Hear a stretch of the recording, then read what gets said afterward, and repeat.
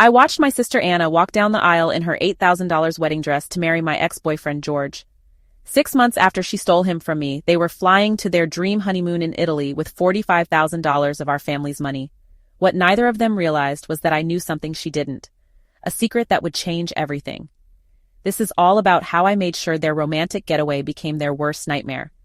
Let me tell you what really happened. My name is April, and until 8 months ago, I thought my little sister Anna was my best friend. We'd always been close despite the 3-year age gap, sharing clothes, secrets, and supporting each other through everything. When I started dating George, a charming British guy I met at a coffee shop downtown, Anna seemed genuinely happy for me. George was everything I thought I wanted. Tall, handsome, with that sexy British accent that made every woman turn to look when he spoke. He claimed to work in international business consulting and always seemed to have money, taking me to expensive restaurants and weekend trips to wine country. I probably should have asked more questions about where that money came from. We dated for 18 months. I was head over heels in love, already imagining our future together. George had even started talking about marriage, mentioning how he wanted to settle down properly and build a life in America. Anna was always around during our relationship. She'd join us for dinners, come along on group outings, and George seemed to enjoy having her there. "Your sister's brilliant," he'd tell me. "Really gets my sense of humor." Looking back, I realized he was grooming both of us. 3 months ago, everything changed. George started becoming distant, canceling dates, claiming work was getting crazy. Then came the text that shattered my world. "April, I need some space to figure things out. This isn't working anymore." After 18 months, I got dumped via text message. I was devastated. Anna held me while I cried, brought me ice cream, and listened to me sob about how I'd never find anyone like George again. "He's an idiot for letting you go," she said, stroking my hair. "Any man would be lucky to have you." Little did I know she was planning to become that lucky woman herself, the lying cheat. 2 weeks after George dumped me, I was still a mess. I couldn't eat, couldn't sleep, couldn't stop checking his social media like a crazy person. Anna suggested we go shopping to cheer me up. "You need new clothes for your fresh start," she said. "Let's hit the mall and make you feel amazing again." We were in the middle of Victoria's Secret when Anna's phone rang. She stepped away to take the call, and I heard her voice change to something soft and flirty. "No, I can't wait to see you either," she whispered. "Tonight's going to be perfect." Something cold settled in my stomach. When she came back, she was glowing with excitement, trying to hide a huge smile. "Who was that?" I asked casually. "Oh, just this guy I've been talking to. It's new, nothing serious." But the way she said it told me everything I needed to know. That night, I did something I'm not proud of. I followed Anna when she left the house, claiming she was going to study at the library. Instead, she drove straight to the Hilton downtown, the same hotel where George had taken me for our 6-month anniversary. I sat in my car, hands shaking, watching the entrance. At 8:47 p.m., George walked through the lobby doors, looking around nervously. My heart stopped. My sister. My own sister. I waited. At 9:15 p.m., Anna walked in wearing the red dress I'd helped her pick out last month, the one she'd claimed was for a job interview. They were meeting at our hotel, in our place. I sat in that parking lot for 3 hours, crying and rage-building in equal measure. When they finally came out together, George's arm around Anna's waist, I watched my sister kiss the man I was still in love with. But what I discovered about George later would make their betrayal seem like child's play. The next morning, Anna came home glowing and humming. She didn't know I'd seen her. "How was the library?" I asked, my voice carefully neutral. "Oh, really productive. Got so much done." She smiled brightly, then headed upstairs to shower. I'd just watched my sister lie to my face after spending the night with my ex-boyfriend. It took every bit of self-control I had to stop myself launching myself at her in a rage or dragging her out of the shower by her hair. But that wasn't how I'd been brought up. For a week, I waited for Anna to tell me the truth. I kept giving her openings, asking about her love life, mentioning how I was slowly getting over George. She just kept lying. "Any cute guys catching your eye?" I'd ask. "Nah, focusing on school right now," she'd say, while texting someone and smiling. Finally, I couldn't take it anymore. I confronted her directly. "Anna, I know about you and George." Her face went white, then red, then she started crying. "April, I'm so sorry. I never meant for it to happen. We just connected. He said you two were never really serious, that you wanted different things." "He said what?" The audacity took my breath away. "He told me you were more like friends with benefits, that you never talked about a future together."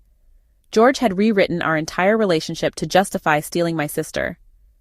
Anna, I was in love with him. We talked about marriage. I introduced him to our parents. He said you were just saying that because you didn't want to hurt his feelings. My own sister had chosen to believe my ex-boyfriend's lies over her own sister's truth. I tried reasoning with her. I showed her texts between George and me talking about our future. I reminded her of conversations where I'd gushed about him to her. He's manipulating you, I said. Can't you see that? You're just jealous because he chose me, Anna snapped, and for the first time I saw something ugly in my sister's eyes. Maybe if you hadn't been so clingy and desperate, he wouldn't have needed to look elsewhere. That's when I knew our sisterhood was dead, but I wasn't done fighting for what was right. After Anna chose George over me, I threw myself into research. If I was going to lose my sister to this man, I was damn well going to know who he really was. Because if he was this good an actor, this terrible a liar, there had to be something shady about him and his past. And if he was truly in love with her, if things had just turned out this way, then maybe, just maybe, I could find it in my heart to forgive them both. I hired a private investigator named Rebecca Castle, a sharp woman who specialized in background checks and fraud cases. I need to know everything about George Hamilton, I told her. Where he's really from, what he really does, all of it. What Rebecca found made my blood run cold. George Hamilton wasn't his real name. His actual name was Geoffrey Hartwell, and he was wanted by authorities in 3 countries. The man my sister was falling for was an international criminal. Geoffrey had been running elaborate cons across Europe for 5 years. He'd pose as a wealthy businessman, seduce women from well-off families, gain access to their finances, and disappear with their money. His last victim in London had lost her entire inheritance, over £200,000. But there was even worse news. Geoffrey was in the United States illegally. His tourist visa had expired 2 years ago, and he'd been dodging immigration authorities ever since. He was using forged documents to maintain his fake identity as George Hamilton. The charming British boyfriend my sister had stolen was actually a wanted fugitive. Rebecca also discovered that George's international business consulting was a complete invention. He'd been living off the money he'd stolen from previous victims, and he topped that up with small-time credit card fraud and identity theft. Every expensive dinner, every weekend trip, every romantic gesture had been funded by criminal activity.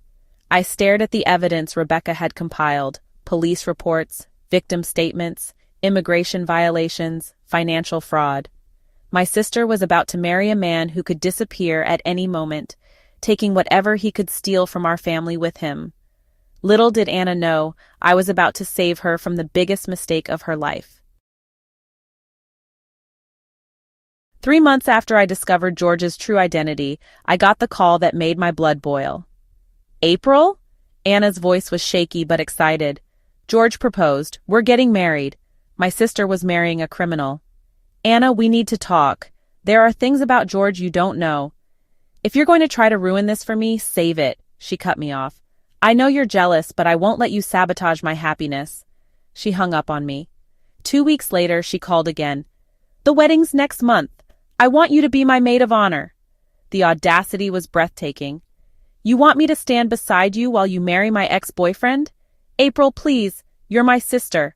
This day won't be complete without you there. After everything she'd done, she still expected me to support her.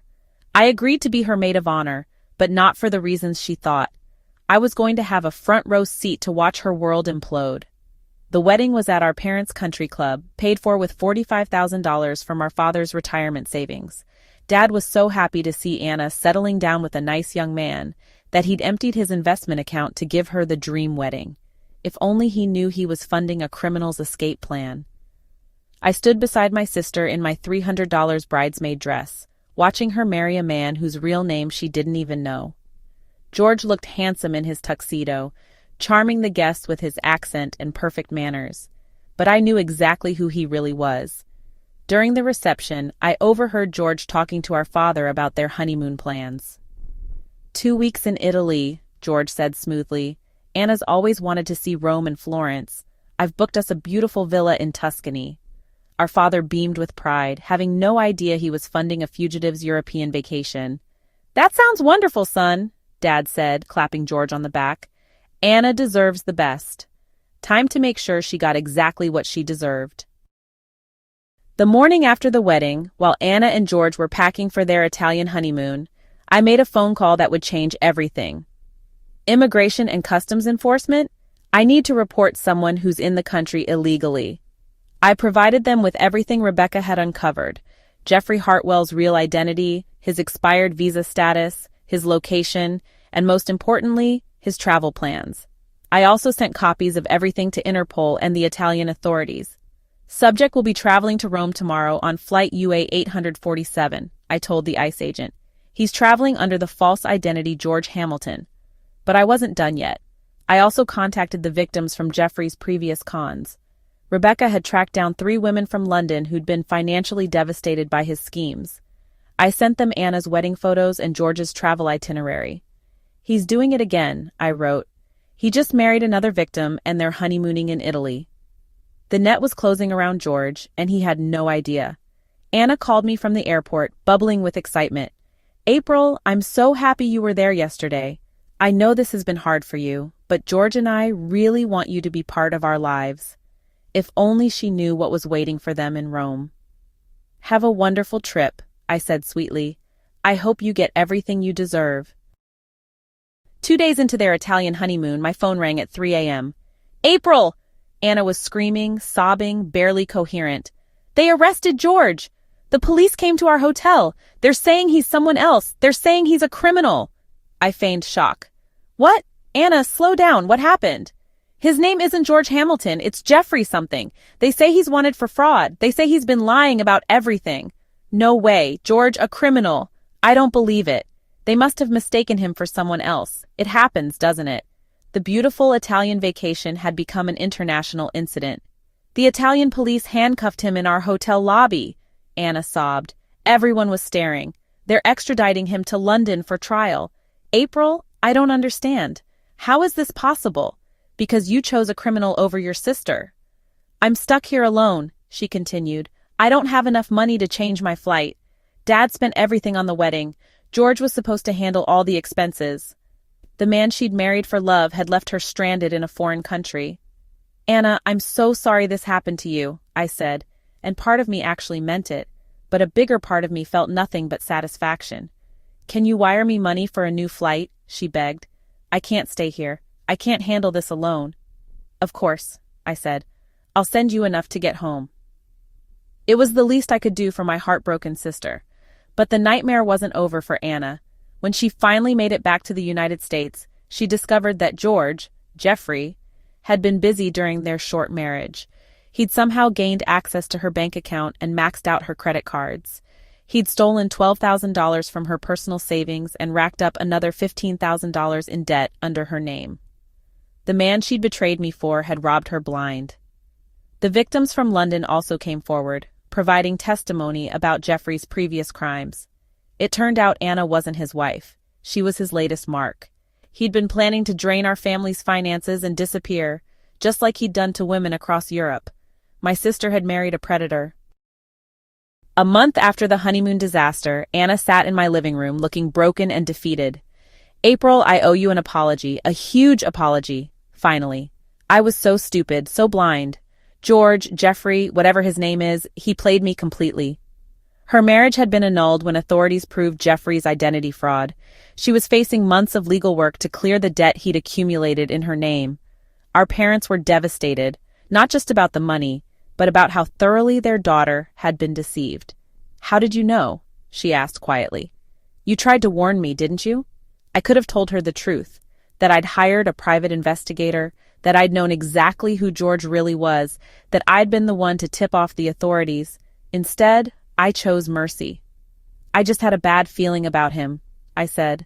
Something never felt right. Some truths are too brutal for even the worst betrayals. I destroyed our relationship for a criminal, Anna whispered. I chose him over you, and he wasn't even real. The karma was more perfect than any revenge I could have planned.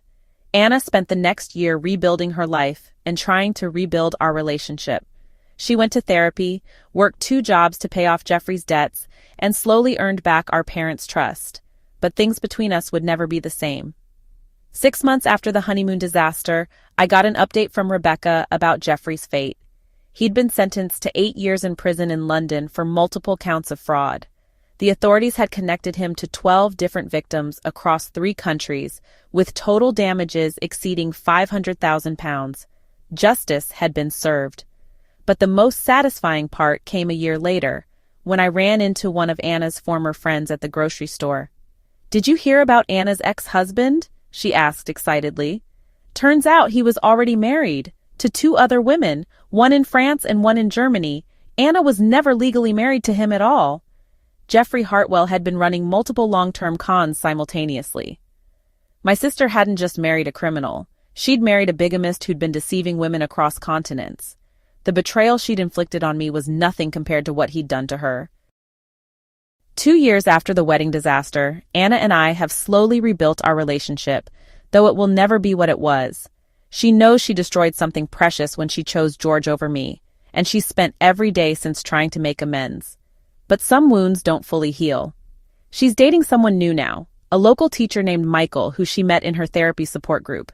He's kind, stable, and most importantly, exactly who he claims to be. Anna learned to do background checks the hard way. "I verify everything now," she told me recently. "After Geoffrey, I don't trust easily anymore." Good. Maybe that will keep her from stealing someone else's boyfriend. As for Geoffrey, he's serving his time in a London prison. According to Rebecca's contacts, he's not adjusting well to incarceration. Turns out charming accents don't work on prison guards. He'll have plenty of time to think about the women he's destroyed. The most satisfying twist came 6 months ago, when I got a letter from one of Geoffrey's victims in London. "Thank you for helping us catch him," wrote Patricia Williams, a woman who'd lost her inheritance to Geoffrey's schemes. "Because of your tip to the authorities, we were able to freeze his assets before he could disappear again. You saved other women from going through what we did." I'd helped catch an international criminal while getting revenge on my cheating sister. Sometimes justice and revenge are the same thing. Today I'm in a relationship with David, a wonderful man I met at a book club. He thinks the whole Geoffrey situation was like something out of a crime movie and can't believe my sister fell for such an obvious con man. I never told him I was the one who brought Geoffrey down. Anna still doesn't know I was the one who called immigration, who tipped off the authorities, who ruined her honeymoon and destroyed her fake marriage, and she never will, unless of course she watches this. I certainly hope not. Sometimes people ask me if I feel guilty about what happened to Anna, if I regret destroying her marriage even to a criminal. Here's the thing. I didn't destroy Anna's marriage. Geoffrey's lies destroyed it. I just made sure the truth came to light before he could destroy our entire family. I saved my parents' retirement money, protected other potential victims, and helped put a criminal behind bars. The fact that it also perfectly avenged my sister's betrayal, that was just a beautiful bonus. Because sometimes the best revenge is saving someone from themselves, even when they don't deserve it. So, would you have done the same thing if it were you? Some people think I should have got Geoffrey arrested long before the wedding and saved my sister the shame. Others think they both deserved everything that happened to them. What do you think? Share your thoughts in the comments. If you loved watching Geoffrey finally being brought to justice for his long list of crimes, you'll want to see what happens when karma strikes next. Don't forget to like this video and subscribe for more stories where justice always wins. Trust me, the next one will blow your mind.